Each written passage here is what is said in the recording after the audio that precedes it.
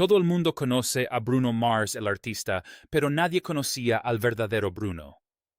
El niño que dio 1000 conciertos antes de cumplir los 10 años. El adolescente que dormía en zoológicos abandonados. El hombre que lo perdió todo por el juego. A los 40 Bruno decidió contar toda la historia. No solo sobre el dinero que debe, no solo sobre el abandono de Jessica, sino sobre el trauma infantil que lo llevó a la fama. La adicción que casi destruye su carrera y el oscuro secreto familiar que ha guardado durante décadas. Lo que reveló lo cambiará todo. Bruno Mars tenía solo 4 años cuando la mayoría de los niños aún estaban aprendiendo a leer. Mientras otros jugaban con juguetes, él ya ofrecía 2 espectáculos por noche, 5 días a la semana. Su familia tenía un grupo musical en Waikiki y él se convirtió en su estrella. Lo llamaban Pequeño Elvis porque vestía un diminuto mono brillante e imitaba los movimientos de Elvis Presley como si hubiera nacido para ello. Era tan bueno que en 1990, con tan solo 5 años, se robó el protagonismo en el espectáculo del medio tiempo del Aloha Bowl ante 40,000 personas. A los 6, apareció en el programa de Arsenio Hall. Luego tuvo un pequeño papel en la película Luna de Miel en Las Vegas en 1992 y ganó $600 por un día de trabajo. Más tarde bromeó, diciendo que fue su primera temporada como artista residente en Las Vegas. Antes de cumplir los 10 años, ya había realizado casi 1000 espectáculos. Ese tipo de comienzo crea algo profundo en el interior. Quizás por eso, años después, cuando ensayaba para el espectáculo del medio tiempo del Super Bowl, dijo que se sentía como un recreo. Pero la vida no se mantuvo tan idílica por mucho tiempo. Cuando Bruno tenía 12 años, sus padres se divorciaron y el espectáculo familiar llegó a su fin. De repente, se quedaron sin escenario, sin luces y sin dinero. Bruno, su padre y su hermano dormían donde podían, a veces en un Cadillac amarillo del 93, a veces en azoteas de Waikiki e incluso una vez en un zoológico de aves abandonado donde los pavos reales gritaban toda la noche. No tenían un baño propiamente dicho, así que se colaban en las piscinas de los hoteles solo para ducharse. La cena solía consistir en spam del Seat 11. Durante 5 meses no tuvieron electricidad. Practicaba la guitarra a la luz de la luna porque no podían permitirse amplificadores. En el colegio los niños se burlaban de él por usar ropa de segunda mano, pero Bruno no se rendía.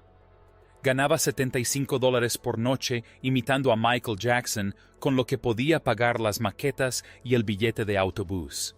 Esa lucha lo hizo fuerte. En 2003, las discográficas escucharon su demo y dijeron que debía ser el próximo Ricky Martin.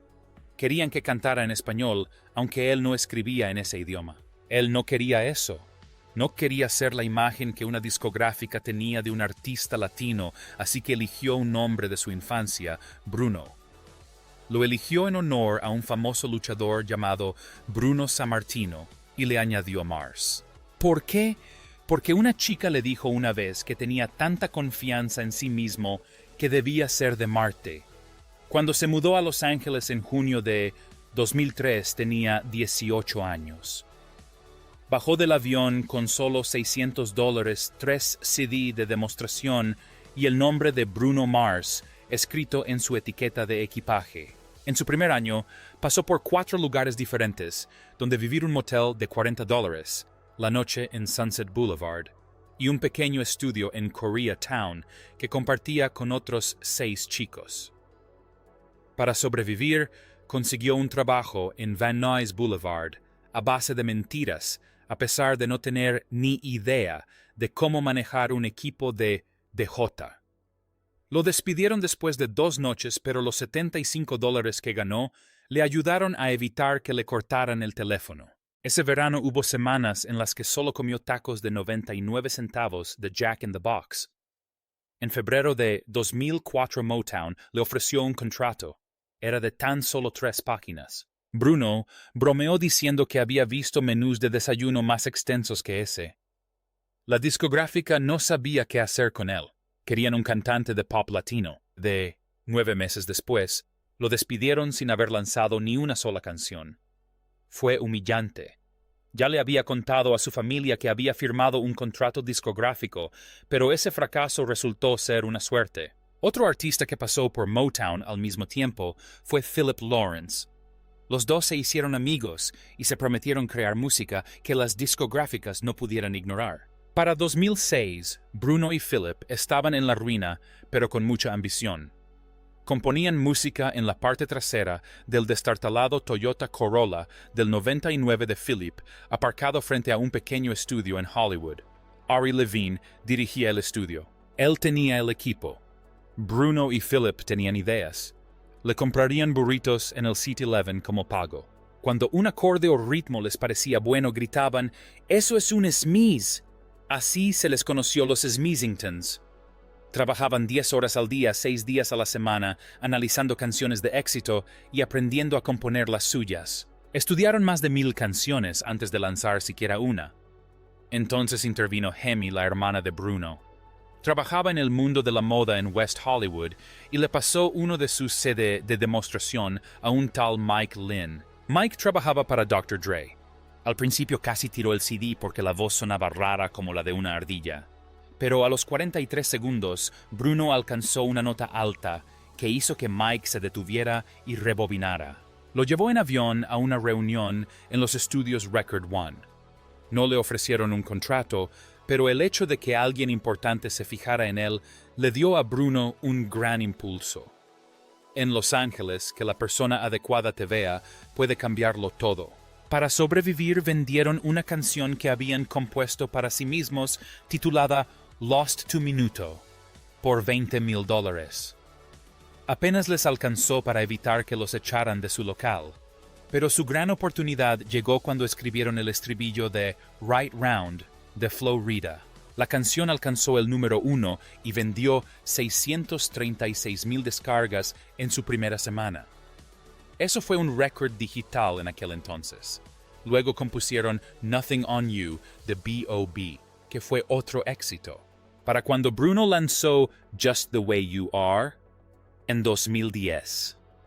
Las canciones que ayudó a crear ya habían vendido más de 15 millones de descargas para otros artistas. Bruno Mars no saltó a la fama de la noche a la mañana.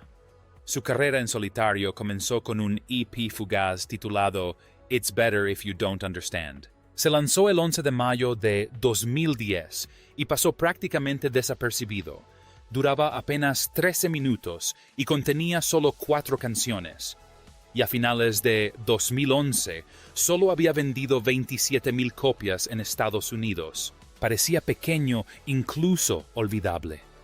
Pero escondidos en ese breve EP, había canciones que se convertirían en la base de algo mucho más grande. Tan solo 5 meses después, el 4 de octubre de 2010, lanzó Doo-Wops and Hooligans. Ese disco fue un éxito rotundo.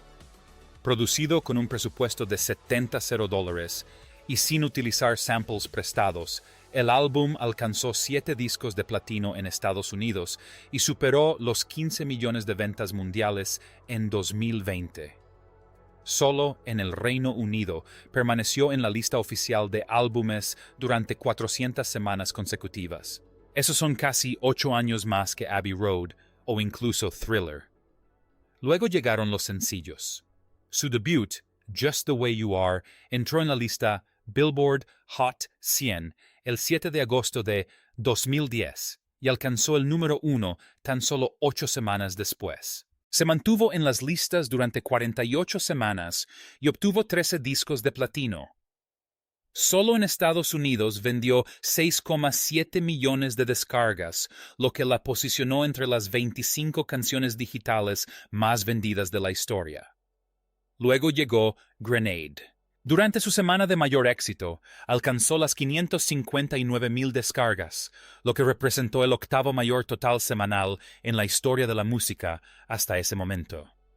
No solo llegó al número 1 en Estados Unidos, sino que también encabezó las listas de éxitos en 15 países. Y la cosa no quedó ahí. Entre enero y marzo de 2011, Grenade alcanzó el número 1 en la lista Billboard en 3 ocasiones, algo que solo otras 5 canciones han logrado. Para marzo de 2011, Bruno ya contaba con 2 canciones que habían superado los 5 millones de copias vendidas en Estados Unidos. La única otra artista que lo había hecho antes que él fue Lady Gaga. La industria musical lo notó. Los premios Grammy le otorgaron 7 nominaciones en su debut, incluyendo Álbum del Año y Grabación del Año. Ningún debutante masculino en solitario había logrado tal éxito desde Lauryn Hill. No ganó en las categorías más importantes, pero sí se llevó el premio a Mejor Interpretación Vocal Masculina Pop por Just the Way You Are. Tenía solo 25 años y era el hombre más joven en ganar ese premio desde Stevie Wonder en 1974. Poco después, Billboard lo incluyó en su lista de los 100 mejores artistas. La IFPI lo nombró el artista con mayores ventas a nivel mundial en 2011, superando incluso el éxito a finales de año de Adele. Pero aún no había terminado. En octubre de 2012 salió Locked Out of Heaven. Tuvo un comienzo lento entrando en las listas en el puesto número 34. Luego fue escalando posiciones. En tan solo 11 semanas alcanzó el número 1 y se mantuvo allí durante 6 semanas consecutivas desde el 22 de diciembre de 2012 hasta el 26 de enero de 2013. Esto convirtió a Bruno en el primer artista masculino solista desde Bobby Vinton en 1964 en conseguir 4 números 1 en la lista Hot 100 en sus 2 primeros años. Ni siquiera Michael Jackson lo logró. Las ventas también mantuvieron el ritmo. El tema alcanzó el 1.000.000 de descargas en Estados Unidos en tan solo 10 semanas y finalmente obtuvo 10 discos de platino. Posteriormente, las reproducciones en Spotify superaron los 1.800 millones. Los críticos no lo vieron venir. Rolling Stone lo calificó como el renacimiento policial que nadie pidió, pero que todos necesitaban. Ese ritmo de reggae rock rompió con la monotonía de la música electrónica que había invadido las listas de éxitos. En menos de 4 minutos, Bruno transformó por completo el sonido de la radio pop. Al principio, la idea de un álbum poco convencional no era precisamente alocada. La discográfica esperaba un disco de baile pegadizo y conciso. Pero Bruno y su equipo ampliaron la visión en secreto. Estiraron el presupuesto y experimentaron con 9 géneros diferentes, desde el brillo disco de Treasure hasta el rock audaz y sensual de Gorilla e incluso reggae con Show Me el sello Panic.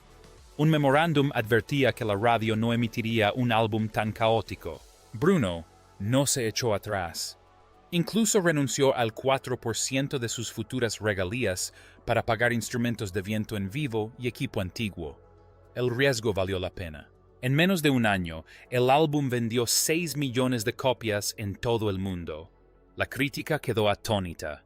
La revista Spin dijo que era como pasar las teclas de una máquina de discos a las 3 de la madrugada. Caótico pero magnético. Y el modelo de Bruno que fusionaba géneros sería copiado más tarde por artistas como Dua Lipa y Harry Styles. Los premios Grammy de 2014 trajeron aún más fuegos artificiales. Unorthodox Jukebox ganó el premio al Mejor Álbum Vocal Pop y otros 2 galardones. Los ingenieros revelaron que cada canción utilizó más de 120 pistas de audio individuales, la mayor cantidad de todos los nominados ese año, incluso más que Random Access Memories de Daft Punk. Esa misma noche, durante su actuación como gorila, alguien presentó una queja ante la FCC por una toma de 0,6 segundos en la que Bruno se golpeaba el pecho. El gesto pretendía imitar a un gorila. No se le impuso ninguna multa, pero sí le valió un lugar en el libro Guinness de los Records de 2015 por la actuación televisada más corta que provocó una revisión por obscenidad. Tras los Grammy, las ventas se dispararon. Unorthodox Jukebox subió un 171% en la lista Billboard 200. Fue uno de los mayores repuntes en ventas durante la semana de los Grammy desde Alanis Morissette en los años 90. Luego llegó Uptown Funk. Comenzó como una sesión improvisada el 1 de mayo de 2014 en un estudio improvisado. La primera versión quedó grabada en una nota de voz que Mark Ronson aún conserva marcada como favorita en su bandeja de entrada. La canción final requirió 11 compositores, se vio envuelta en 5 demandas y finalmente se lanzó el 10 de noviembre de 2014. Alcanzó directamente el número 1 y se mantuvo allí durante 14 semanas desde el 17 de enero hasta el 18 de abril de 2015. Esa fue la racha más larga en el número 1 de la década hasta la llegada de Old Town Road. La canción llegó a vender 300,000 descargas semanales en su momento de mayor popularidad y alcanzó los 15 millones de reproducciones diarias en todo el mundo. En el Reino Unido superó el millón de ventas en 10 semanas, convirtiéndose en el sencillo de jazz de mayor éxito desde I Feel Good en 1965. La gente estaba obsesionada. Delta Airlines incluso reportó un aumento del 37% en los pedidos de bebidas en primera clase el mes en que la canción se convirtió en su himno de embarque. Alguien en la aerolínea la apodó Uptown Drunk. La BBC incluso usó el ritmo de la canción para enseñar RCP en una transmisión de 2015, pero su siguiente gran proyecto casi no se concretó.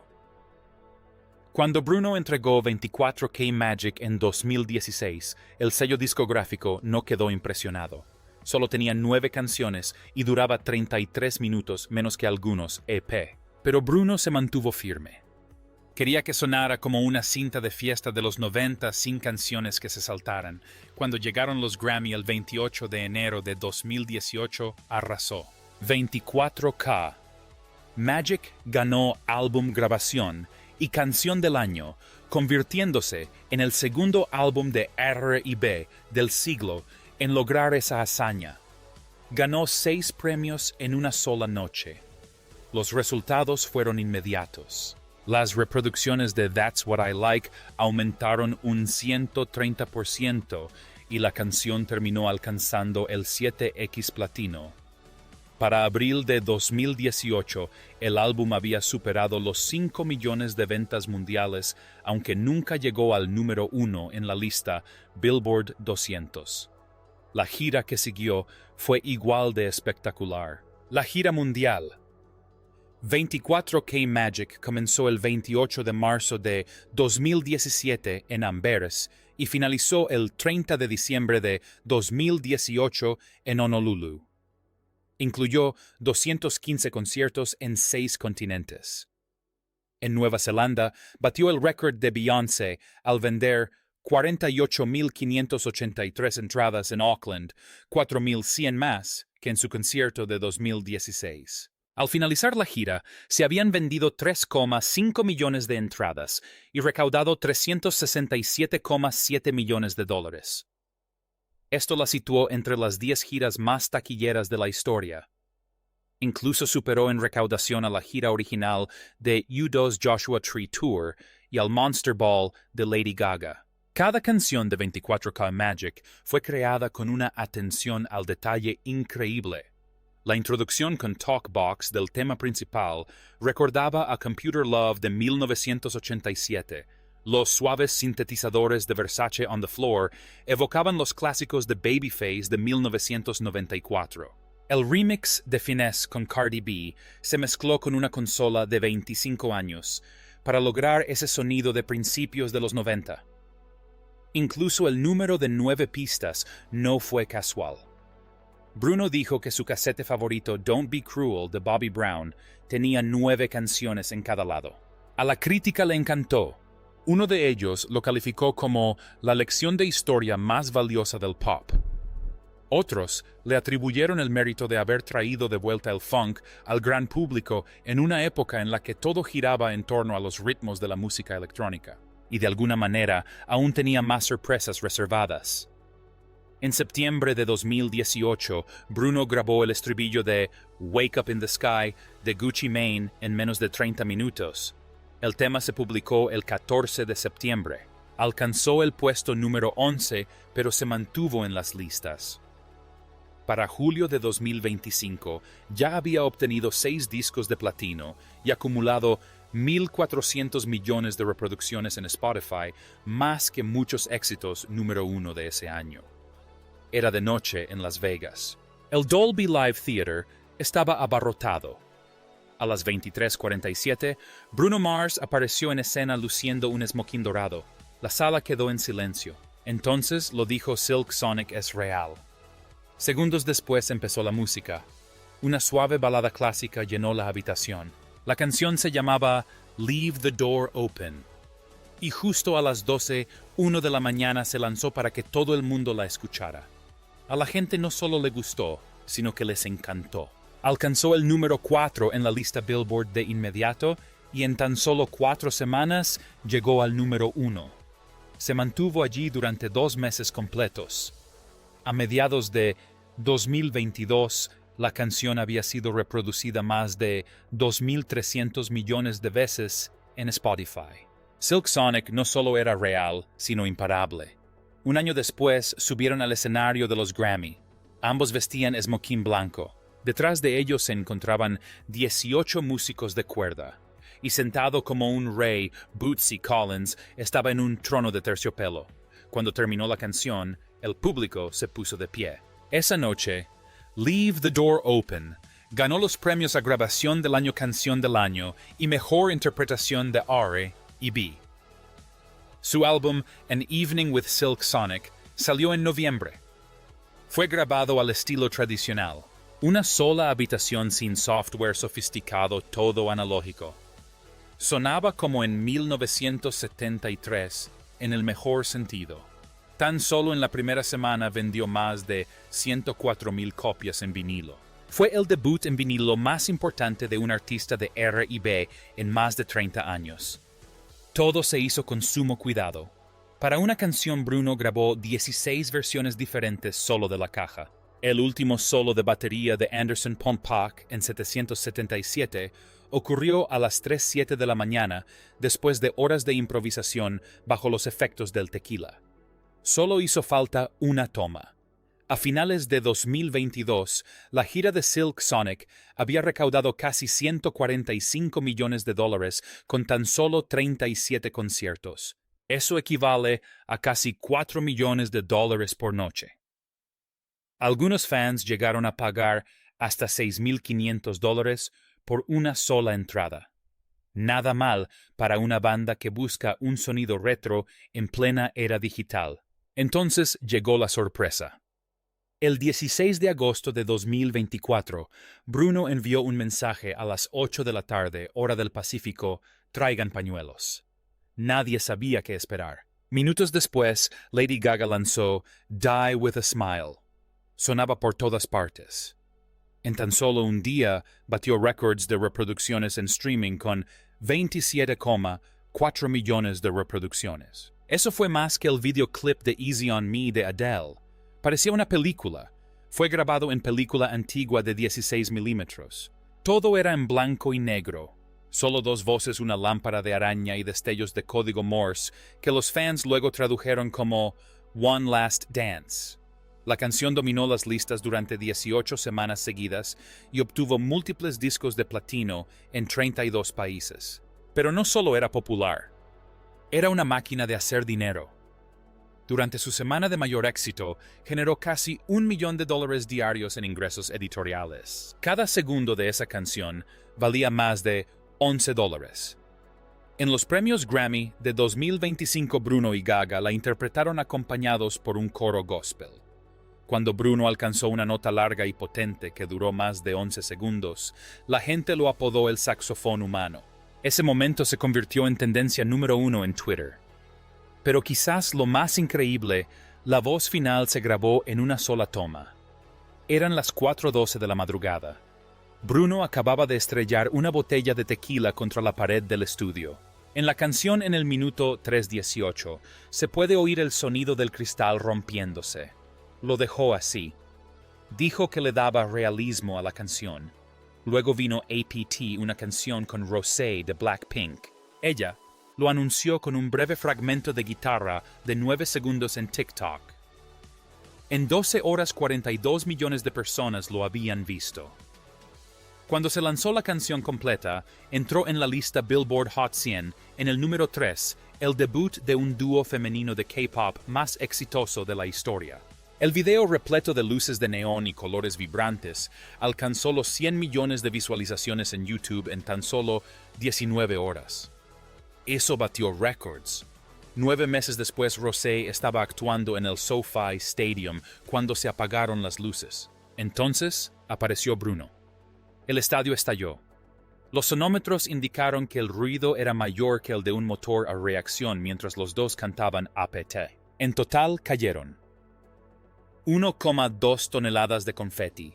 Esa misma noche, Spotify registró un aumento de 300 me gusta, superando el 80% en las reproducciones de la canción. Casi un año después de su lanzamiento, volvió a estar entre los primeros puestos de las listas. La gente se preguntaba qué significaban las siglas APT. Finalmente Bruno lo explicó. Significaba After Party Tango. Dijo que la canción se basaba en una noche que pasó en Buenos Aires en 2019, cuando él y Rosé bailaron hasta el amanecer. Hay un video, pero está guardado en el teléfono de Bruno. Solo Rihanna bromeó, sabe cómo abrirlo. Para agosto de 2025, la canción había sido reproducida más de 3.000 millones de veces, y el dúo generó $48 millones en ventas de merchandising para la gira mundial de Blackpink. El alcance de Bruno en diversos géneros no dejaba de crecer. Pero detrás de las luces y los records se gestaba algo más personal. En la primavera de 2011, mucho antes de los premios, Grammy y las giras, Bruno conoció a Jessica Caban en el restaurante de un hotel de Nueva York. Ella acababa de salir de una audición de modelaje. Él acababa de terminar un espectáculo. Se miraron fijamente a los ojos. Durante 40 minutos, él no se movió. Finalmente se acercó. Hablaron hasta las 2 de la madrugada, mucho después de que las sillas estuvieran apiladas y las luces apagadas. En menos de un año, ella lo dejó todo y se mudó al otro lado del país para estar con él. Al principio dormía en un colchón inflable mientras él recorría el mundo, pero poco a poco fueron construyendo una vida. Para 2014 tenían una casa en Studio City y un perro llamado Jerónimo. Bruno nunca hablaba mucho de ella. La llamó Mi Roca una vez en una entrevista y siguió adelante. Incluso sobre la desgarradora canción When I Was Your Man no quiso decir mucho. Dijo que se sentía como desangrarse en una cinta. La gente suponía que lo había escrito durante una mala racha con Jessica. Ella casi nunca asistía a eventos. En 13 años, solo 3 alfombras rojas y después nada. A finales de 2024, los fans notaron algo extraño. Sus publicaciones de aniversario desaparecieron. Unos días después, Bruno voló solo a Tokio. Llevaba puesto el collar de oro que ella le había regalado, pero lo había puesto al revés para ocultar sus iniciales. Luego, en enero de 2025, apareció un comentario en la foto de Jessica en la playa. Un fan preguntó si ella y Bruno habían roto. Ella respondió, «Siempre celebraré y me alegraré por todos sus logros». Animándolo desde la distancia, solo 15 palabras, pero bastó para incendiar Internet. La gente empezó a cavar. Ella pasó la Navidad con sus padres en San Juan. Él tocó en la Nochevieja en Las Vegas. Fue su primer diciembre separados en más de una década. Según algunas fuentes, llevaban vidas separadas. Otros afirmaron que él intentó arreglar las cosas, pero en lugar de eso, prolongó sus espectáculos en Las Vegas. Pero aquí viene lo extraño. Nunca confirmaron la ruptura. Ella todavía lo sigue en Instagram. Todavía le gustan sus publicaciones sobre su línea de moda. Siguen siendo copropietarios de la casa. Algunos dicen que ella se queda en la habitación de invitados cuando está en la ciudad. Algunos incluso afirmaron que la vieron entre bastidores en uno de sus conciertos en mayo, pero nunca se publicaron fotos. Todo comenzó el 15 de marzo de 2024. News Nation emitió un reportaje que no citaba fuentes, pero eso no importó. La afirmación era tan descabellada que se incendió.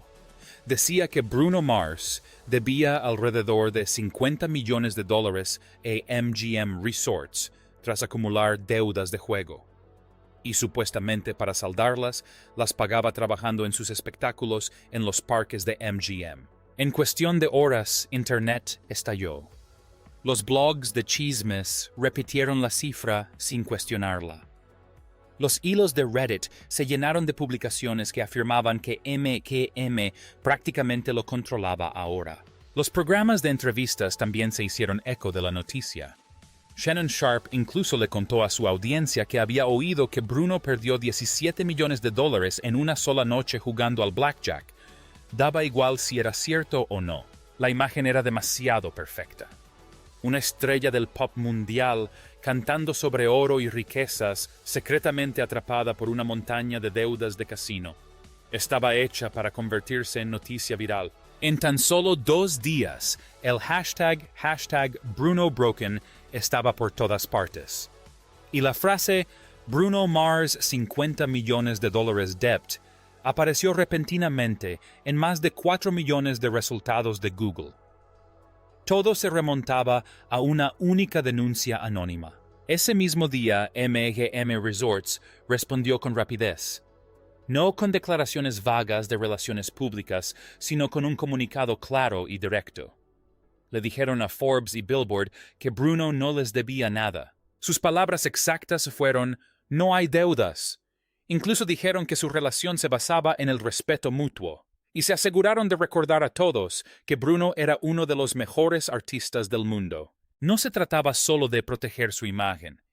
MGM tenía razones más importantes.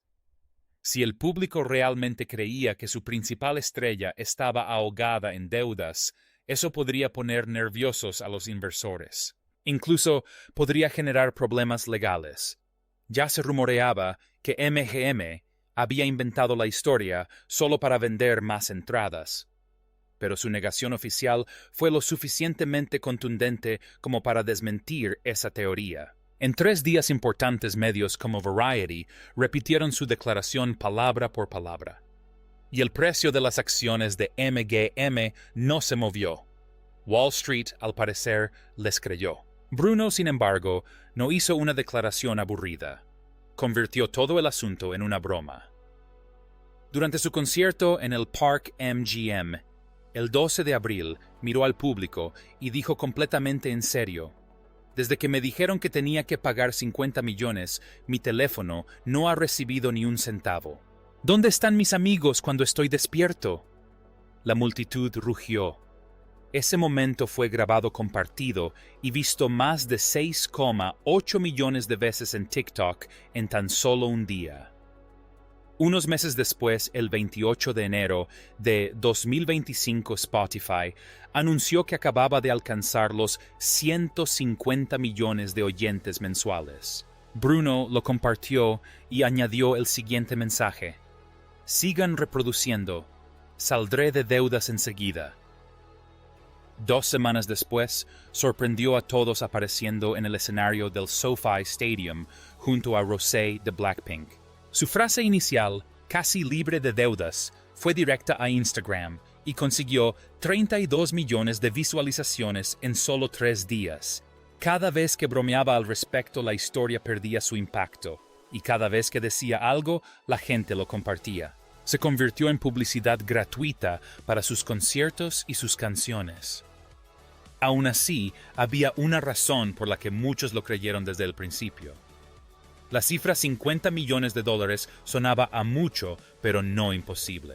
En Las Vegas, los grandes apostadores suelen apostar $50,000 en una sola mano de blackjack. Si alguien como Bruno perdiera esa cantidad tan solo 1000 veces en unos pocos años, el total ascendería a $50 millones. Los expertos en los daños causados por el juego señalaron este hecho afirmando que en realidad las cuentas cuadraban. El propio Bruno había admitido en el pasado que empezó a apostar antes de tener la edad legal para hacerlo, y que una vez lo perdió todo en una partida de póker.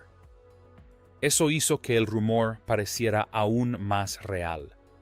Si a eso le sumamos sus enormes ingresos, Se dice que gana 1,5 millones de dólares por concierto, lo que suma alrededor de 90 millones de dólares al año. Y a los fans no les resultó difícil imaginarlo viviendo como una especie de Sinatra moderno, ganando y perdiendo fortunas bajo el mismo techo de neón.